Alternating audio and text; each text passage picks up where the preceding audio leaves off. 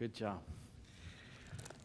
All right, let's grab our Bibles at this time and turn to Proverbs chapter 9.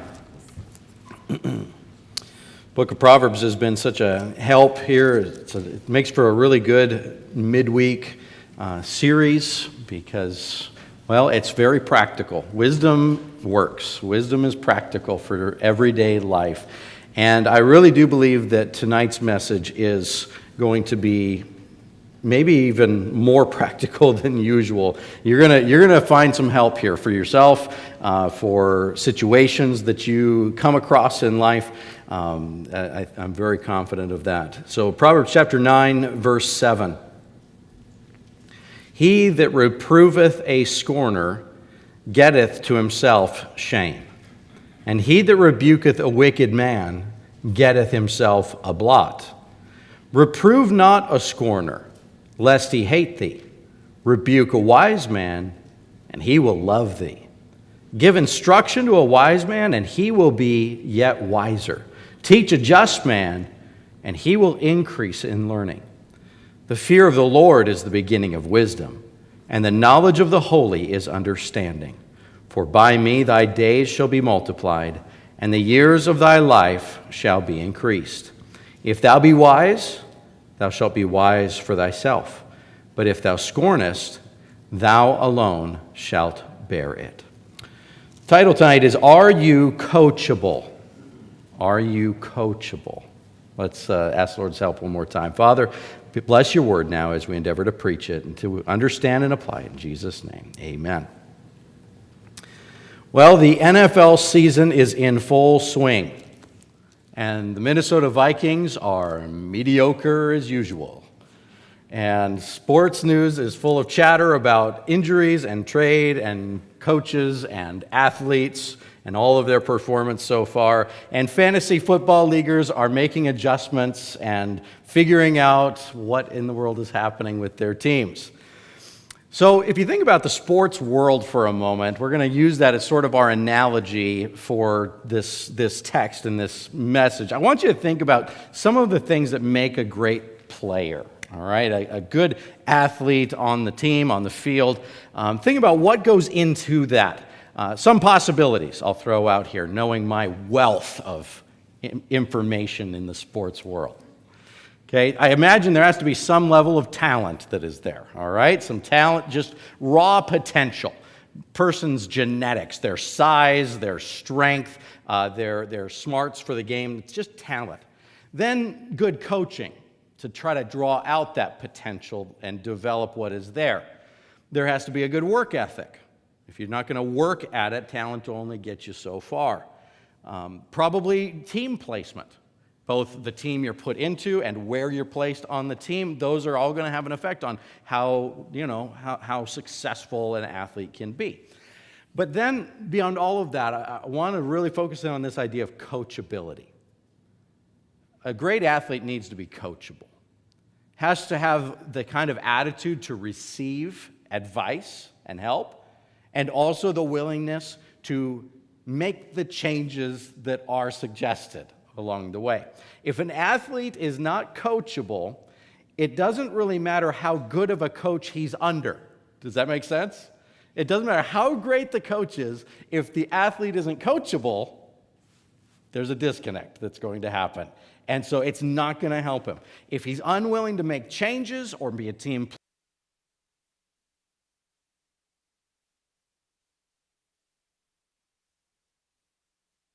talent. The same's true for us spiritually, all right? We all have, you could say, certain advantages and disadvantages when it comes to our spiritual Christian walk. Advantages would be things like you were saved young. If you got saved young and you grew up in church, listen, you got an advantage. That's a big blessing. If you got less baggage that you're bringing into life and trying to deal with and undo and all of that. Some people are more disciplined than others. Maybe it's part of your personality. Maybe it's something that was just ingrained into you when you were younger. And personal discipline doesn't equal holiness, but it sure makes living the Christian life easier if you know how to be a disciplined individual. And if you don't, well, you're going to have to learn that. A disciple, the word is kind of the same. The disciple is a disciplined one. And so to be able to put God's commands into practice. Would you say it helps to have a good church in your Christian walk? You got to have a good team around you.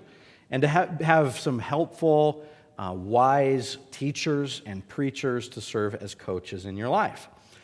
But let's say a person is advantaged in all of those different areas of life spiritually, but they don't have the right attitude to be spiritually coachable, then they aren't going very far in their Christian walk. They're not going to grow up in Christ. To be able to live in wisdom and to become a spiritually wise person, it means that you have to be humble enough to receive correction. You have to. It's an essential prerequisite to living wisdom according to God's way. Here in Proverbs chapter 9, this short text that we have read and are focused on, it lies at the center of the chapter, center of a larger poem where we talked about how that we stand before two choices. Remember last time we talked about two ways of living, that there is wisdom who is calling out, and there is foolishness that is also calling for our attention and our obedience. And so each one is personified as a woman here in chapter 9 of Proverbs, and each woman is calling out to the simple to come into her house and partake of the banquet that she has prepared. Just to kind of get back into this, to review it, look back at verse 4. The wise woman, she says, "Whoso is simple, let him turn in hither. As for him that wanteth understanding, she saith to him, Come, eat of my bread, and drink of the wine which I have mingled. Forsake the foolish and live, and go in the way of understanding." But then on the other side of the road, there's the foolish woman, and she says in verse 16, very similar words, "Whoso is simple, let him turn in hither. As for him that wanteth understanding, she saith to him, Stolen waters are sweet, and bread eaten in secret is pleasant. But he knoweth not that the dead are there, and that her guests are in the depths of hell. And so we talked last week about these two competing offers, and how that every one of us have to make a decision about which way we want our lives to go. Now, I think that it's possible, I know that it's possible, to hear a message like that and say, oh, I definitely want to go the way of wisdom. I mean, if we took a poll at the end of, or at the beginning of pretty much every service, and you said, do you want to go God's way, or do you want to go the way of foolishness and destruction? You'd be like, God's way, please. Thank you. And so we would all gravitate towards that, at least intellectually, even maybe emotionally, that we would say, yes, definitely, I want to go the way of wisdom. And yet, our actions and our attitudes can lead us the opposite way. Isn't that amazing how deceitful that our own corrupt hearts can be? That we can think in our minds, yes, I want God's way while going my way. That is very entirely possible in life. And so, right in the middle of that poem, we're given a sort of test to help us see which way we're actually going. And that test largely has to do with the way that we respond to criticism and correction. It's a good way to evaluate where you're at spiritually and which direction that you're going. The words rebuke and reprove show up a couple of times here. And they have to do with, well, I mean, I think you get the idea that you're being criticized, or even the word judged is in there, that you're being judged for something that you're doing, or you're getting chewed out for something. That's a rebuke, right? They're not fun. Now, nothing is said here about the manner in which the criticism is offered. Whether it comes in like a really nice, gentle, understanding way, or whether it is just somebody laying into you and giving it to you loud and confrontationally and harsh. You know, coaches aren't always known for their gentle demeanor. And I'll say this, even the good ones, right? Even the good ones. They're not sitting there with just like handling with baby gloves here, and we're just going to little kid mitts to make sure that I don't step on anybody's toes. And I'm not saying that somebody should be unnecessarily harsh, but you can't control what that other person does or how they come across. You just can't control it. That's up to the one offering the correction. Here's what you can control: your response. How am I going to respond to this?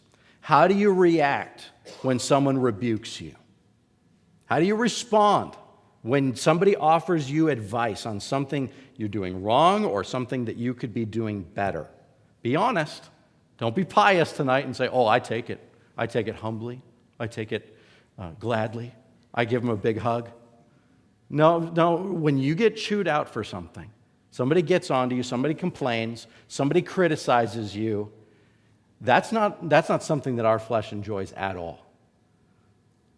So that's why this is such a relevant test for us, because it reveals some things. Do you receive it and go actually do something with that advice? Or do you reject it out of hand because you assume, that's not valid. Who are you to judge me? Well, verse 8, it says, reprove not a scorner, lest he hate thee. Rebuke a wise man, and he will love thee. That tells us that the way that you respond to criticism reveals a whole lot about your character. That's the only thing that's different here. Both are being rebuked and reproved, but one hates the person that is offering the criticism, the other loves the person and adheres to it. So it's not so much talking about the criticizer, it's talking about the ones who are being corrected. So it's going to show, are you a wise person or are you a scorner who will not learn? The scorner in the book of Proverbs, he's one of the main characters that shows up throughout, and there are several of those. He's one of the most difficult and I would say dangerous people in the book of Proverbs. We know of several other of these characters, like we know about the simple. We've talked about him before, him or her. The simple is just naive, inexperienced, easily influenced, can be led astray, can be duped if they're listening to the wrong voices. And all of us start there, so it's critical, like what voices are you listening to? Okay, so the simple. Then there's the fool. The fool is someone who really doesn't live with God in mind at all. Psalm 53 says it like this: "The fool hath said in his heart, there is no God." Now that doesn't mean that every fool is an atheist, but practically he lives like an atheist. He's living just for the here and now, for this moment, material thoughts in view, with no consideration of the long-term consequences of his actions, or spiritually what's going on, or the judgment to come. Spiritual stuff, judgment, what? He's just living for today, as if there's no God anywhere. That's the fool. But the scorner is in a really bad place, because the scorner is just as ignorant as the simpleton, but he's so proud he'll never admit it. The fool, if you rebuke a fool and he doesn't like what you have to say, he'll probably just blow it off and he'll be like, whatever, I don't know what you're talking about, I'm doing my thing. But the scorner takes it as a personal attack. He can't stand anyone dare point out where he might be wrong in life. And because he feels like he's been attacked, the scorner will lash out in return. He'll react angrily, violently, vindictively. Look at verse 7. "He that reproveth a scorner getteth to himself shame, and he that rebuketh a wicked man getteth himself a blot." The scorner and the wicked man, they're the same person in this verse. It's just being repeated and more fleshed out about his character. You rebuke a scorner, a wicked scorner, not only will it not help him, it's going to hurt you in the process. You're going to get yourself shame, disgrace, and a blot. So the scorner is not going to take to heart anything that's said, even if it's offered in love, even if it's like, I'm just saying this to be a help to you. If you do it as gently as possible, a scorner is going to just react very poorly. He'll reject the advice and then go about to bring shame against the one who cared enough to tell them the truth. A blot, at the end of verse 7, refers to like in the sacrificial system of the Old Testament, the lambs or the goats or the doves, whatever it was, had to be something that was without blemish, right? Couldn't have like an injury to it or a defect or a stain on it of some kind. And that's the idea of a blot, that this is going to come back to be like a stain on your reputation. They're going to try to injure you in some way. The scorner will try to ruin his corrector's life or reputation. And so, knowing that, offers another teaching, another side of this text. It's not just for us to evaluate how we receive correction and criticism. There's also wisdom to be gained here in learning who and when we should offer our advice to. That's a very important thing of wisdom.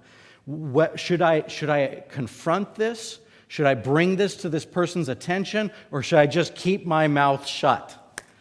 Just because you see and know that something is wrong and you know the answer and how to help them doesn't mean that you should try.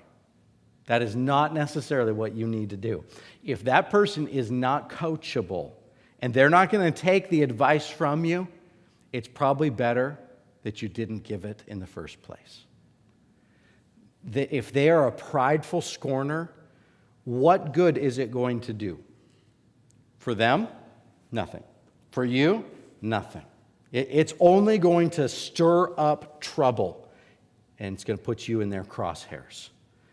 You know, this is exactly why debating with people is generally not very effective. If you're actually trying to help that person, just arguing and debating with them, it doesn't work that well. Don't get dragged into angry debates. Don't let trolls get you all stirred up, especially online, okay? When you see or hear something incorrect on social media, and you will, do not take that as your obligation to jump into the comments section and set everybody straight. You are going to get dragged into the mud, my friend, because you're dealing with scorners. George Bernard Shaw said this: never wrestle with pigs. You're both getting dirty, but the pig likes it. You're both going to get dirty, and the pig likes it. So don't do it. And speaking of pigs, it reminds me of Jesus' proverb in Matthew 7, verse 6. He said, "Give not that which is holy unto the dogs, neither cast ye your pearls before swine, lest they trample them under their feet and turn again and rend you." Same proverb, basically, that he's getting at here. Be careful, be selective where you cast your pearls of wisdom. Just because you know someone's in the wrong doesn't mean you're supposed to automatically address that and try to correct it. You should evaluate the situation. Evaluate, number one, is it my role to address this? Because a lot of times it's just not even, you're not in a position of like authority or influence necessarily with that person. And so you should probably just try to mind your own business and pray about that and leave it alone. Or is this the kind of person that's going to be open to hearing it? And you should develop the discernment and the wisdom to know that. And if they aren't, no good will come from it. They will trample the truth that you give them, and then they will turn again and attack you for giving it.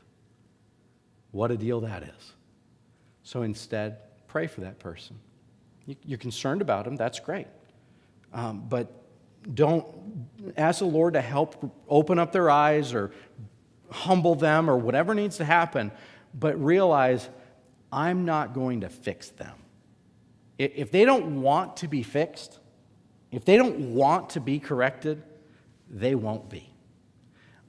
This is why even as a pastor, even with some measure of spiritual authority and so on in people's lives, I don't go looking for situations to correct. I don't want to go dig out every little thing that I could fix or improve or tweak about your life. You know what? If you want to be coached, if you want to be helped, listen. Open your ears, open your heart. Say to God when you come to church, I want to be helped today. I want to be coached today. And hey, ask for advice. Ask for it. Say, what do you see in my life that you think that I could work on? And be ready. Be ready to receive whatever comes. So this is just wisdom. Don't try to fix everybody in every situation. He that reproveth a scorner getteth to himself shame. He that rebuketh a wicked man getteth himself a blot. Reprove not a scorner, lest he hate thee. Now, the other side of that verse is where we want to be. Rebuke a wise man, and he will love thee. A wise man will love thee. And that is such just a refreshing attitude when you find it in people. When someone will receive good advice and be thankful for it. When they'll even take criticism and correction, not as a personal attack, but to receive it knowing that it's something that can help them grow. That is a wise individual who can do that. Wise people love to be coached. That humble attitude is what sets them on the path toward wisdom and toward success. Verse 9, it says, "Give instruction to a wise man, and he will be yet wiser. Teach a just man, and he will increase in learning." So if you think you know it all, and that you can't be taught anything, then you are a fool and a scorner. Because there is no upper limit to what a person could learn. There is no end point on wisdom. There's always more that you need. There's more that I need. We all need to be growing in wisdom. We all need to be open for the Lord to correct us. You could have that wisdom if you'd receive it. This idea of you take a wise man and you give correction, instruction. That word instruction has to do with like chastening and discipline and rebuke and all of that. You give that to a wise man, it doesn't bring him lower. It doesn't knock him down. He absorbs that and it strengthens him. It's really a remarkable thing. And so, this phenomenon of like unequal distribution, that's something else Jesus talked about a few times. Matthew 13:12, Jesus said, "For whosoever hath, to him shall be given, and he shall have more abundance. But whosoever hath not, from him shall be taken away even that he hath." Now, that verse would drive a socialist crazy. It's like, that doesn't seem fair. Those who already have get more, and those who don't have much to start with lose what little they have? How is this right? It's just, hey, this is human nature. And this works on a lot of different levels. It does work economically. There are some people that are rich, and the rich do tend to know how to accumulate wealth and get richer. There are those who are smart, and they love learning, and they just keep getting smarter and smarter all the time. And those who are wise enough already to receive correction, man, they're just going to keep accumulating wisdom. They just get more and more aligned with God's ways. By contrast, those who refuse wisdom stay dumb. And they become more and more entrenched in their foolishness as life goes on. Now, if you want this, if you want to get in on this life of wisdom, I can tell you the starting point. It's verse 10. The fear of the Lord is the beginning of wisdom, and the knowledge of the holy is understanding. Now, if that sounds familiar, it should. This is basically the theme of the book of Proverbs. It shows up in chapter 1 when the book is just getting started, and here it serves as sort of a conclusion because we're actually at the end of the first major section of the book of Proverbs. Chapters 1 through 9 are a very clear unit in the book. It's this series of lectures and lessons from the wise father to his son.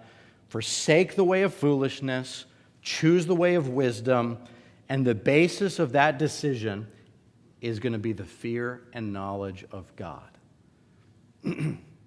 Now, a life of wisdom comes with great blessings and benefits. Great blessings. Look at verse 11.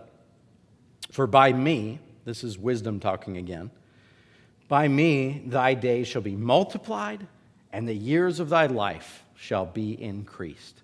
So you live God's way, that will typically go along with a longer, more abundant, more successful life. Now, that doesn't mean it's always a hard and fast rule. There are plenty of exceptions. We live in a broken world, and bad things do happen to people who genuinely love God and fear God. Tragedies occur, things that happen for no reason whatsoever. It's not like every bad thing that happens to somebody has a corresponding reason attached to it. Jesus blew that theory out of the water with the man that was born blind. And everybody thought either he sinned terribly or his parents sinned terribly, because that's not abundant life. Listen, there are exceptions in this world. But all things being equal, it makes good sense that if you live foolishly, contrary to the ways of God, you're likely to shorten your life substantially and make it just worse overall. Your life will go better if you live it God's way. Verse 12 says, if thou be wise, thou shalt be wise for thyself. But if thou scornest, thou alone shalt bear it. Now, this is a verse that really, this emphasizes personal accountability for our individual decisions. If you make right choices, you will reap the blessings of those choices. And if you don't, if you scorn God and you scorn God's wisdom and you insist on following your own foolish heart and going your own way, thou alone shalt bear it. You're going to bear it.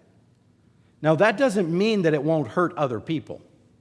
Of course, our decisions affect those around us. Our lives are intertwined with others.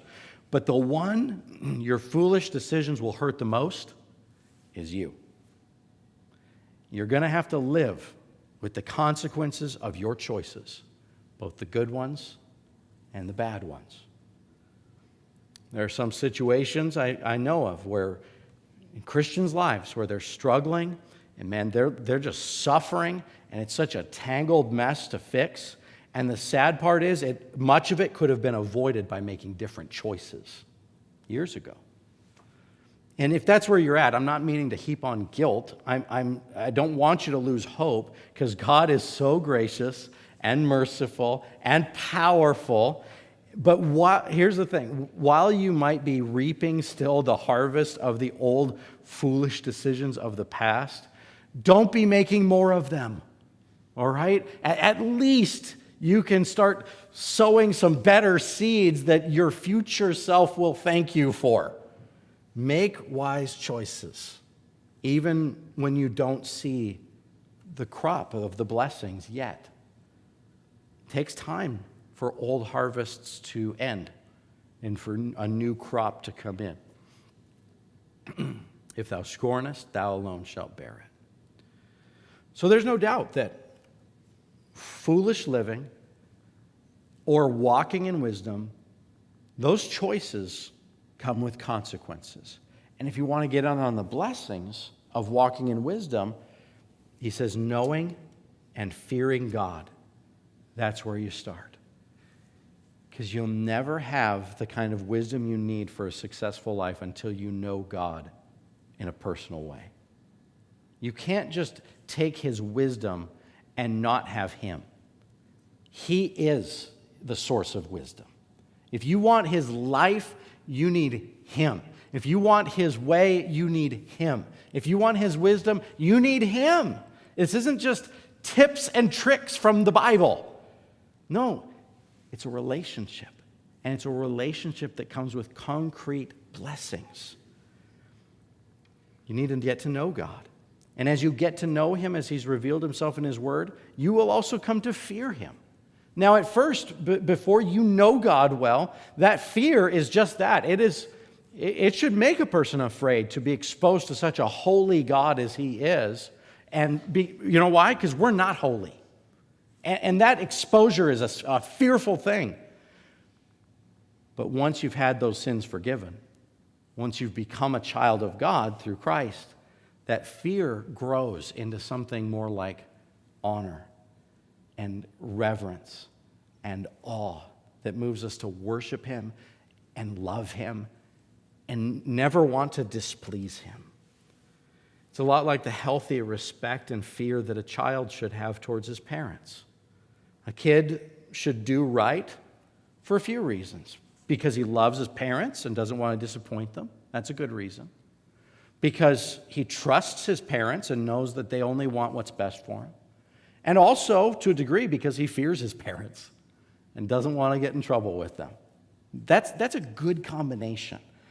And those same motivations should be in our relationship with God. That there is a love for God because he first loved us and we love him. And Jesus said, if you love me, keep my commandments. So we obey him because we love him. We obey him because we know we can trust him. And that everything he commands and allows into our lives is for our good. And also obey him because he is to be feared. God is not this big cuddly teddy bear. He is the omnipotent Lord of the universe. And he is the Holy One and the righteous judge. You don't want to displease him or anger him or get on his bad side. That's just wisdom. That's wisdom.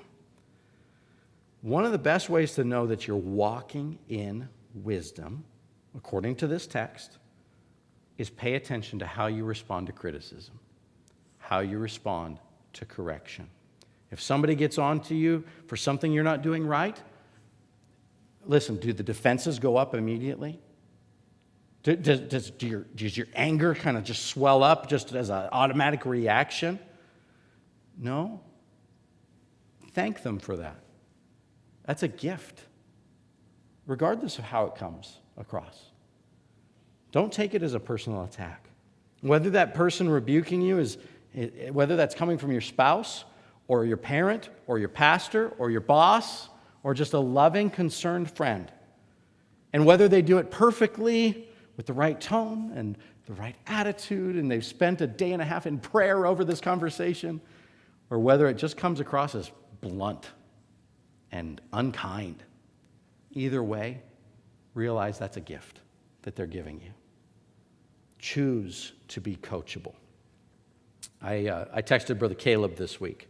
It's just been on my mind. He's been doing some coaching over at East Grand this year. And so I asked him just off the top of his head, what are some of the big traits that hold back an athlete and make them uncoachable?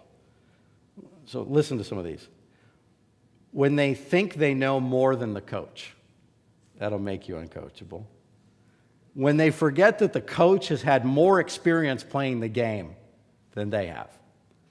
When they forget that he has a perspective on the sidelines to be able to see things that they can't see. When they're too proud to admit they've made a mistake. When they forget the coach is getting after them to make them a better player because the goal is to win. It's not a personal attack. When they have a bad attitude. When they're resistant to change. He said this, a lot of times the most coachable guys are not always the most talented. It's the ones that work hard and are humble and consistent and always wondering how they can improve because they want to be coached. Yeah. How you doing on that spiritually? Is that your heart? Or are you resistant to change? Do you take it as an attack? Even sometimes when it comes from the pulpit. I know that preaching and teaching, man, it can be confrontational. It can hit you right between the eyes once in a while. Do you get angry about that? Do you get defensive about that? Do you say, well, he doesn't know my situation? Listen, Holy Spirit of God he's after you, and he's trying to help you, and I'm trying to help you. Do you think that you've got nothing left to learn? Do you realize you have blind spots? Receive it with a humble attitude. A scorner can't be coached because he can't handle rebuke. Too thin of skin to receive it and to grow. But a wise person invites that coaching. They know they don't have it all figured out yet. They see the value in good godly advice, and so they seek it out. And, even when it comes unsolicited, they still see it as an opportunity to grow. So if you want to be wise, which we do, if we took the poll, I know everybody would say, yep, that's me. I want to be wise. I want to do things God's way. All right, here's the rule. Be coachable. Be correctable. Receive rebuke as the gift that it is. And above all, you need to see your need for God, to fear Him, and to know Him, because it all starts with that right relationship with Him. Without that, all the right coaching in the world cannot put you on the right path. Jesus said, I am the way, the truth, and the life. So if you want that, if you want God's way, and you want the truth spoken into your life, and you want the good, abundant life that wisdom offers, you need Him. You need that relationship with Him, and you need that relationship with Him to be what it needs to be. So choose to be coachable. Let's bow for